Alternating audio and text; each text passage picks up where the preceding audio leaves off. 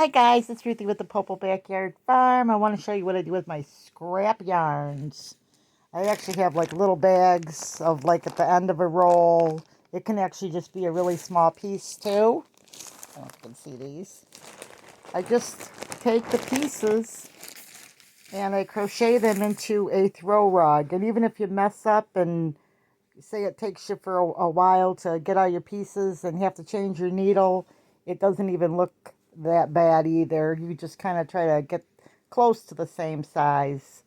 But if you work on it for a year or something, you're going to find that at times your needle's going to, you may have to change your needle just because it's in another project.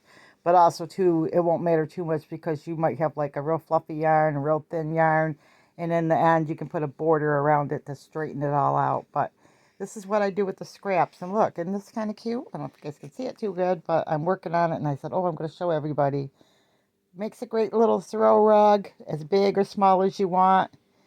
And I just want to share this project. It just works great. And then when you get these little knots or whatever, because I like to knot my work, if you use this woven stitch, which I use a lot for stuff like this, which is basically a single crochet, you skip a space on the bottom, and you add a stitch on the top, and you keep going. So it's basically what you're doing is you're single crocheting, chain a stitch, skip a stitch, and just move on. And it makes a nice little pattern, and it really works up nice, and they're great for throw rugs, and gives you an extra project and extra yarn.